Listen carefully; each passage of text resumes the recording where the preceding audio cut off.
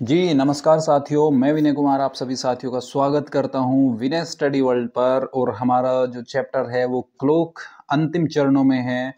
आज उसकी 9th class हो चुकी है और आज इसकी लास्ट क्लास भी ये होगी। आप भी देख रहे होंगे कि काफ़ी लंबा ये चैप्टर चल रहा है। लंबा चलने का मतलब ये है कि प्रत्येक जो क्वेश्चन है, पिछले जो परीक्षाओं में आए हुए प्रत्येक क्वेश्चन हैं, प्रत्येक एक ही क्वेश्चन मैंने इसमें लेने का प्रयास किया है, इसीलिए थोड़ा टॉपिक ये लंबा हो गया है। 9 क्लास इसकी हो चुकी है और फिर भी वैसे भी हमारा क्लास का जो टाइम पीरियड है वो छोटा ही रहता है, 25 से 30 मिनट रहता है, तो इसलिए थोड़ा सा क्लास की संख्या भी ज़्यादा हो जाती है। तो आप इसको मत देखिए कि क्लास कितनी हो रही है, कम हो रही है, ज़्यादा हो रही है। आपको बस जितना मैं टॉपिक करा रहा हूँ, जितने क्वेश्चन करा रहा हूँ, आप उनका रिवीजन ज़रूर करते रहिए। बिल्कुल ये पिछली क्लासों में पिछले जो एग्ज़ाम हुए हैं, आपकी प्रतियोगिता परीक्षाएँ हुई है, उनमें आए हुए पिछले वर्षों के ही ये क्वेश्चन लाया हूँ मैं इसमें, ठीक है? तो आप इसको बिल्कुल भी नेगलेक्ट कर दीजिए कि क्लासों की संख्या कितनी है, आप सिर्फ प्रैक्टिस पर ध्यान दीजिए, ठीक है? रीजनिंग फाउंडेशन बैच जैसा आपको पता है यूट्यूब पर हमारा बिल्कुल फ्री चल रहा है। आप इसको अपने साथियों के साथ शेयर कर सकते हैं ताकि वे भी इसका लाभ ले सके। UPSI, UP police, Delhi police, SSC GD जो आने वाली भर्तियां हैं, जिनका भी आगे एग्जाम होना है, आगे भर्ती आने वाली है, उन सभी के लिए बैच महत्वपूर्ण है। जो साथी हमारे नए हैं, पहली बार प्रतियोगिता के फील्ड में आए हैं, इस एग्जाम के फील्ड में आए हैं, प्रतियोगी परीक्षाएं देना चाह रहे हैं, उन सभी के लिए ये बैच महत्वपूर्ण है। जो अपना फाउंडेशन मजबूत करना चाह रहे हैं, जिन्होंने रीजनिंग आज तक नहीं पढ़ी है, उनके लिए ये बहुत ही महत्वपूर्ण बैच है। अपना रीजनिंग का फाउंडेशन वो मजबूत कर सकते हैं। किस टाइप से उनको पढ़ना है, क्या पढ़ना है, वो उनके लिए इसमें बहुत ही अच्छे से बताया गया है, ठीक है? तो आप इसको ज़रूर उनके साथ शेयर कर दीजिए जिसको इसकी आवश्यकता है, जो नया इस फील्ड में आया है, जो भी छात्र, उनके साथ इसको शेयर आप ज़रूर करिए। आज इसकी लास्ट क्लास है और आज हम बात करेंगे इसमें जो आपका जल प्रतिबिंब बनता है और दर्पण प्रतिबिंब बनता है, वो कैसे बनते हैं, आज हम उस पर बात करेंगे, ठीक है? जैसे दो प्रकार के प्रतिबिंब होते हैं, आपको पता है। एक होता है दर्पण प्रतिबिंब, एक होता है दर्पण प्रतिबिंब, और एक होता है जल प्रतिबिंब। एक होता है आपका जल प्रतिबिंब, ठीक है? दो प्रकार के प्रतिबिंब होते हैं। ये होता है दर्पण प्रतिबिंब क्या होता है, इसको लिख लो इंग्लिश में भी, मिरर इमेज। Mirror image. और जल प्रतिबिंब को क्या बोलेंगे, water image. Water image. Water image. दोनों में अंतर कितना होता है, दोनों में अंतर क्या होता है, वो अंतर मैं आज आपको समझा देता हूं। देखो, अंतर दो ही होते हैं, सिर्फ अंतर दो होते हैं। इसमें क्या होता है, इसमें दायां और बायां बदलता है, दायां और बायां बदलता है, दायां व बायां बदलता है। और जल प्रतिबिंब में क्या होता है, ऊपर नीचे बदलता है, ऊपर नीचे बदलता है, ऊपर नीचे बदलता है, ऊपर नीचे वाला बदलता है, ठीक है? ये दो ही मेन अंतर है। इससे ही आप किसी को भी जज कर सकते हैं, किसी भी इमेज को, और आप देख सकते हैं इसका ये दर्पण प्रतिबिंब है या इसका जल प्रतिबिंब है, ठीक है? इसी से आप करते हैं। देखो, मैं आपको एक बार पिक्चर के माध्यम से समझा देता हूं। जैसे ये मेरी कोई घड़ी है, ये मेरी कोई घड़ी हो गई, ये 12, ये 6, ये 3, ये 9, 10, 11, 1, 2, 4, 5, 7 और 8, ये मेरी घड़ी हो गई। यहाँ पर मैंने क्या रख दिया, ये मेरा कोई दर्पण रखा है, यहाँ पर दर्पण रखा है, ठीक है? तो दर्पण में देखने पर घड़ी कैसे दिखेगी, देख लो, ये घड़ी हो गई। इसमें मान लो 3 बजे थे, कितने बजे थे, 3 बजे थे। कितने बजे है, 3 बजे हैं। तो दर्पण में देखने पर क्या प्रतीत होगा, क्या टाइम हमें देखने को मिलेगा? इस प्रकार के क्वेश्चन दर्पण प्रतिबिंब में घड़ी चैप्टर में पूछे जाते हैं, ठीक है? तो यहाँ पर हम घड़ी बना लेते हैं, 12, 6, 3, 9, 10, 11, 1, 2, 4, 5, 7 और 8। ठीक है, ये हमारी घड़ी। तो मिरर इमेज में मैंने क्या बताया है, दायां और बायां बदलता है। जो चीज दाएं है वो बाएं हो जाएगी और जो बाएं है वो दाएं हो जाएगी। ठीक है, सॉरी। तो जो चीज दाएं है वो बाएं हो जाएगी और बाएं है वो दाएं हो जाएगी। ये होता है मिरर इमेज में, दर्पण प्रतिबिंब में। मिरर इमेज में यही होता है। और जो जल प्रतिबिंब है, जल प्रतिबिंब में ऊपर नीचे होता है, वो भी आपको बताऊंगा। ठीक है, तो इसमें देखो, इसमें क्या है, ये कहाँ है भाई घड़ी की सुई, 3 बजे है क्या, 3 बजे है। घंटे की सुई कहाँ पर है, 3 पर। तो घंटे की सुई कहाँ पर है, 3 पर। 3 पर कहाँ है ये दाईं ओर है, ये दाईं ओर है, तो ये किधर हो जाएगी, बाईं ओर हो जाएगी। वाटर इसमें दर्पण प्रतिबिंब में देखने पर ये कहाँ चली जाएगी, बाईं ओर चली जाएगी। ये कहाँ चली जाएगी, बाईं ओर चली जाएगी। लेकिन जो ये वाली सुई है मिनट वाली, ये तो सेम रहेगी, क्योंकि इसको ये सीधी है। ये तो है नहीं कि दाएं बाएं है, दाएं या बाएं है, ये तो बिल्कुल सीधी है। तो सीधी है, इसको ऐसे पलट दो या ऐसे पलट दो, रहेगी बिल्कुल सीधी ही। तो ये वाली सुई नहीं बदलेगी। ये वाली सुई कहाँ पर रहेगी, सीधी 12 पे ही रहेगी। ठीक है, तो ये अगर हम इसको दर्पण में देखते हैं तो ये वाला हमें देखने को मिलेगा। तो घड़ी का ये वाला चित्र हमें देखने को मिलेगा। ठीक है, ये वाला। तो इस प्रकार से आपको क्वेश्चन दिया जाएगा कि जैसे आपको क्वेश्चन इसमें कैसे देगा कि दोपहर के 3 बजे हैं, दोपहर या शाम वो तो छोड़ दो, घड़ी का प्रतिबिंब है ये। तो इसमें जो सुई वाली घड़ी होती है उसमें तो 12 तक ही टाइम होता है। ठीक है, तो आपको बोल देगा कि 3 बजे का दर्पण प्रतिबिंब क्या होगा। यदि किसी घड़ी में 3 बजे हैं तो उसका दर्पण प्रतिबिंब कितना होगा, दर्पण प्रतिबिंब में देखने पर आपको क्या समय मिलेगा। इसमें यदि ये क्वेश्चन आ जाए तो उसको आप कैसे करेंगे। ठीक है, तो उसको आप कैसे करेंगे ये मैं आपको बता देता हूँ। आपको घड़ी बार बार नहीं बनाने की जरूरत है, आप घड़ी बार बार नहीं बनाएंगे। ठीक है, तो आपको करना क्या होगा, जैसे आपको पूछे कि 3 बजे का दर्पण प्रतिबिंब क्या होगा। भाई 3 बजे का दर्पण प्रतिबिंब क्या होगा, दर्पण प्रतिबिंब क्या होगा, दर्पण प्रतिबिंब। तो ऐसे क्वेश्चन जो होते हैं दर्पण प्रतिबिंब की स्थिति में हम क्या करते हैं, हम उसको 12 बजे में से घटा देते हैं। कितने में से घटा देंगे, 12 बजे में से घटा देंगे। तो 3 को इसमें से माइनस कर दो, कितना आ जाएगा, 12 में से 3 जाकर कितना आ जाएगा, 9। तो आंसर हमारा कितना आ जाएगा, 9 बजे। 3 बजे है किसी घड़ी में तो उसका दर्पण प्रतिबिंब में देखने पर, दर्पण में देखने पर क्या समय दिखाएगी वो घड़ी, तो वो घड़ी कितना समय दिखाएगी, 9 बजे। ठीक है, यदि मैं बात कर लेता हूं, यदि आपसे पूछे, क्वेश्चन आपसे पूछ रहा है 3:20 पर यदि आप क्या समय दिखाएगी, यदि 3:20 हो रहे हैं किसी घड़ी में और हम उसको दर्पण में देख रहे हैं तो वो घड़ी आपको क्या समय दिखाएगी।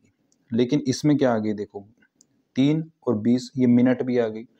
तो मैं 12 बजे को क्या लिख सकता हूँ, 11:60 लिख दूंगा और इसमें से घटा दूंगा। भाई 12 बजे को मैं ये भी तो लिख सकता हूँ 11:60 और इसमें से मैं घटा दूंगा 3:20 को, 3:20 को। तो आंसर कितना आ जाएगा, घटाएंगे इधर से ही 0, 6 में से 2 गए 4 और 11 में से 3 गए 8। तो यहां पर मेरा आंसर क्या आ जाएगा, 8:40।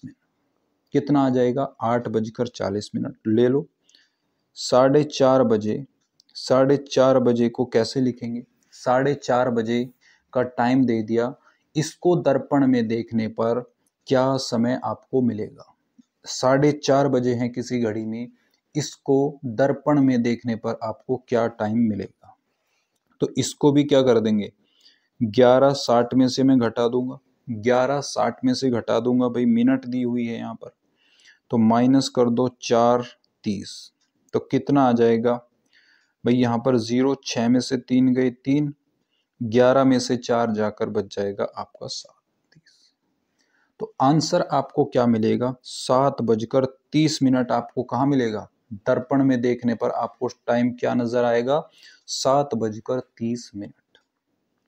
ठीक है, एक दो क्वेश्चन इसका आपको और बता देता हूं। जैसे आपसे क्वेश्चन पूछ लिया 5:20 हो रही है, 5:20 को दर्पण में देखने पर भाई, घंटे में जो हमारा घड़ी होती है, हमारी घड़ी में क्या होता है, 3 सुई होती है भाई, घंटे वाली सुई तो 5:20 बता रही है और सेकंड वाली सुई 10 सेकंड बता रही है, तो ऐसा भी तो हो सकता है। तो 5:20 को यदि हम दर्पण में देखते हैं तो हमें क्या टाइम नजर आएगा। तो अब देखो, घटाना 12 में से ही है, तो इस बार हमें सेकंड भी लिखनी है, तो 12 को कैसे लिख दूंगा मैं, 12 को कैसे लिख दूंगा, 11:59 लिख सकता हूं क्या भाई, ये भी तो 12 ही बजे हैं, 12 ही बजे हैं, 11:60 और ये भी 12 ही बजे हैं। ठीक है, तीनों स्थिति को आप देखिए, जब भी आपको 3 चीजें दे तो आप 12 बजे को 3 हिस्सों में बांट लो, घंटे, मिनट और सेकंड, में आप बांट लो। जब आपको 2 चीजें दे, घंटे दे और मिनट दे, तो आप 12 को क्या बांट लोगे, घंटे में और मिनट में, तो फिर क्या कर दोगे आप, 11:60 कर दोगे। सेकंड में दे तो 11:59 60 कर दोगे। तो इस प्रकार से आपको ये करना है। अब इसमें से घटा देंगे क्या, हम 5:20 और ये 10, 5:20 10 इसमें से हम घटा देंगे। तो आंसर क्या आ जाएगा, 60 में से 10 घटा दो 50, 59 में से 20 घटा दो तो कितने बच गए, ये बच गए 39, ये कितने बच गए, ये क्या हो गया हमारा 39।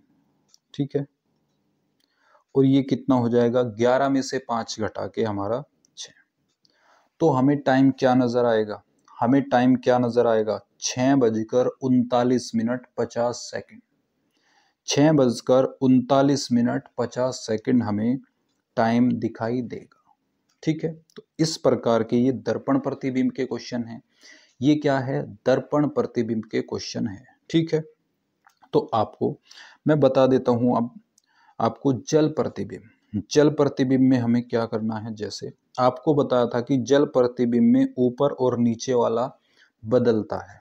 कैसे बदलता है देखिए, ये घड़ी, एक मिनट, ये घड़ी हो गई, जैसे घड़ी हो गई 12, 6, 3, 9, 10, 11, 1, 2, 4, 5, 7 और 8, ये कोई घड़ी है और इसमें समय क्या दे दिया आपको, मान लो इसमें 3 बजे दे दिए, इसमें क्या टाइम दे दिया आपको, 3 बजे का टाइम दे दिया, इस घड़ी में 3 बजे का टाइम दे दिया।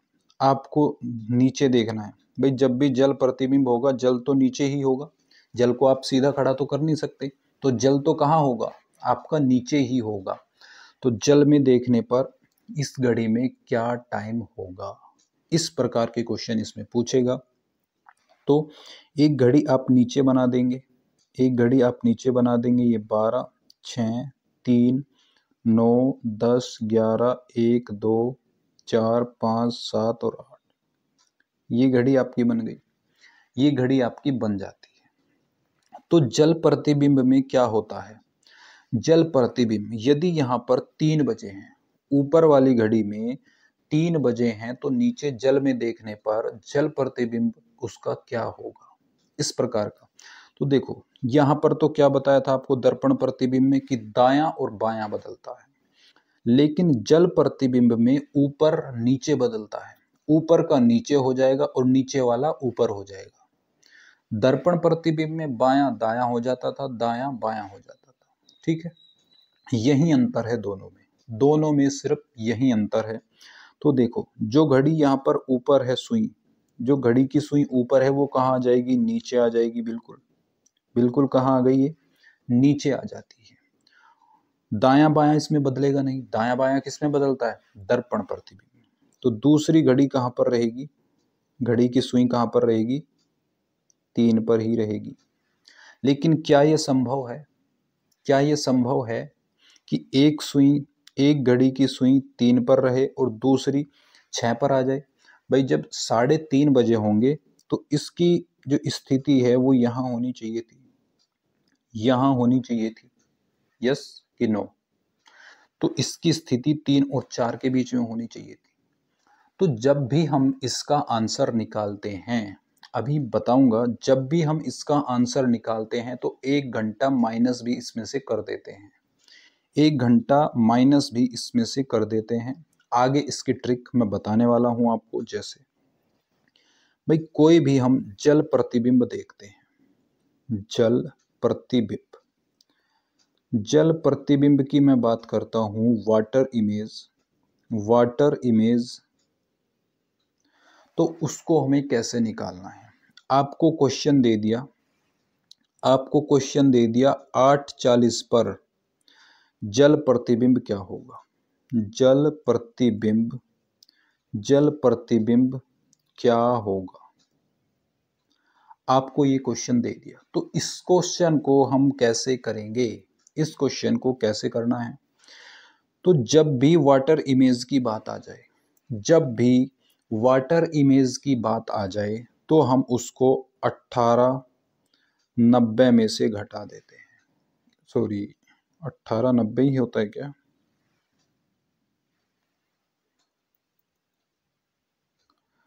तो जब भी वाटर इमेज की बात आ जाए, वाटर इमेज की बात आ जाए तो हम 1830 में से घटा देते हैं दिए गए समय को, दिए गए समय को हम 1830 या 1790 या 1790 में से घटा देते हैं। ठीक है, बात समझ में आ रही है? जैसे आपको दे दिया 8:40 पर जल प्रतिबिंब क्या होगा, तो 8:40 देख लो, 8:40 यहां से घट रहा है क्या, क्योंकि यहाँ 30 मिनट हो गई, यहाँ 40 हो गई, तो इसको हम क्या लिख सकते हैं, 1790 भी लिख सकते हैं।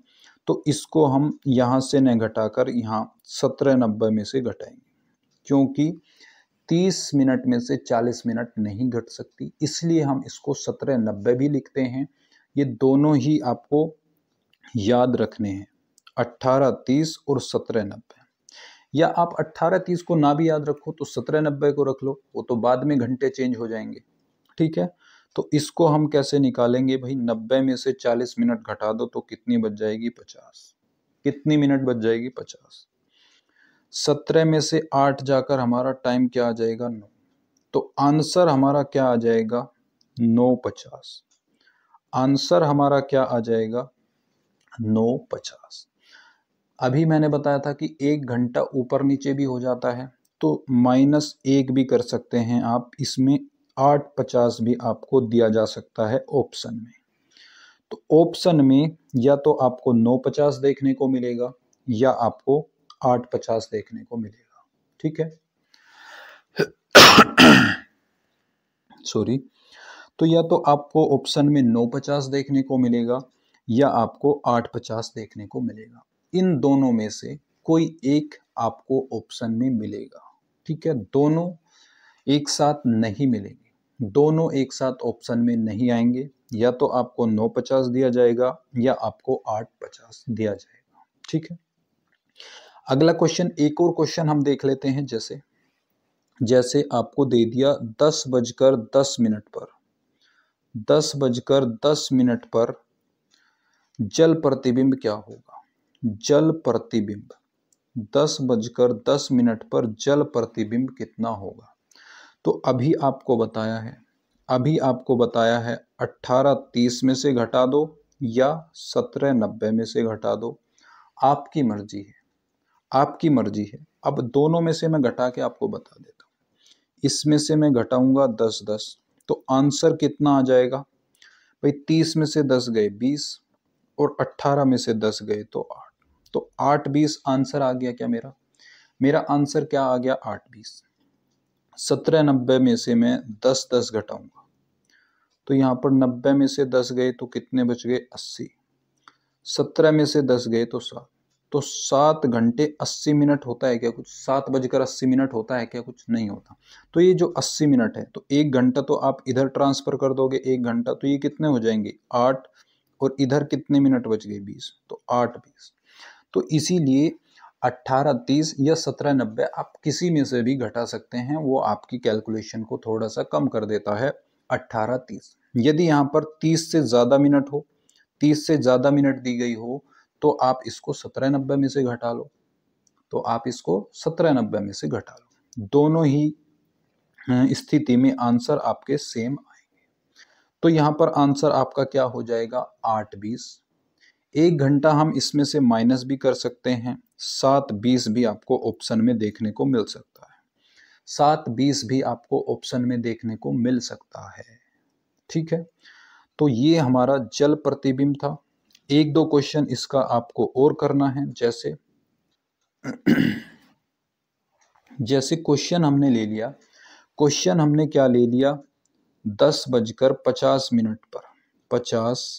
मिनट इसका जो है जल प्रतिबिंब बताना है, जल प्रतिबिंब हमें बताना है। ये 10:50 का हमें जल प्रतिबिंब बताना है। तो इसको हम क्या करेंगे? यहाँ हमने यहाँ क्या है? 50 मिनट है, तो 17:90 ले लो आप पहले ही। आप क्या ले लो? 17:90, क्योंकि 18-30 लोगे तो 30 में से 50 मिनट माइनस नहीं होगी, तो 17:90 हमने ले लिया। यहाँ पर क्या कर देंगे? 10:50, तो आंसर हमारा क्या आ जाएगा? आंसर हमारा क्या आ जाएगा? 7:40। आंसर हमारा क्या आ जाएगा? 7:40, और 1 घंटा माइनस करेंगे तो कितना आ जाएगा? 6:40। ऑप्शन में कोई एक ही आपको देखने को मिलेगा, ऑप्शन में आपको कोई एक ही देखने को मिलेगा। ठीक है, तो ये हमने अपना जल प्रतिबिंब आपको बताया है।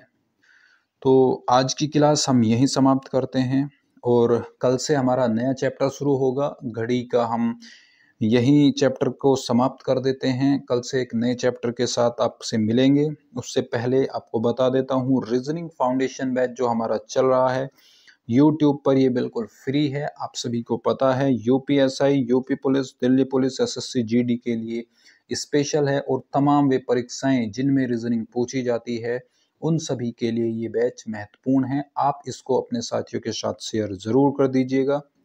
आप हमें फॉलो कर सकते हैं व्हाट्सएप पर, टेलीग्राम पर, जिसका लिंक वीडियो के डिस्क्रिप्शन बॉक्स में आपको मिल जाएगा। और आप दिए गए मोबाइल नंबर पर भी हमें कॉल या मैसेज कर सकते हैं। कोई भी क्वेरी आप कर सकते हैं, अपने महत्वपूर्ण सुझाव या कोई भी सजेशन आपका हो, आप हमें इसके माध्यम से दे सकते हैं। आज की क्लास अच्छी लगी हो तो लाइक करें, कमेंट करें, अपने साथियों के साथ शेयर करें। चैनल को अभी तक सब्सक्राइब नहीं किया है तो चैनल को सब्सक्राइब भी आप कर दीजिए, और बेल आइकन को भी प्रेस कर दे, ताकि भविष्य में आने वाली वीडियो का नोटिफिकेशन आपको सबसे पहले प्राप्त हो सके। तो थैंक यू फॉर वॉचिंग। जय हिंद, जय भारत।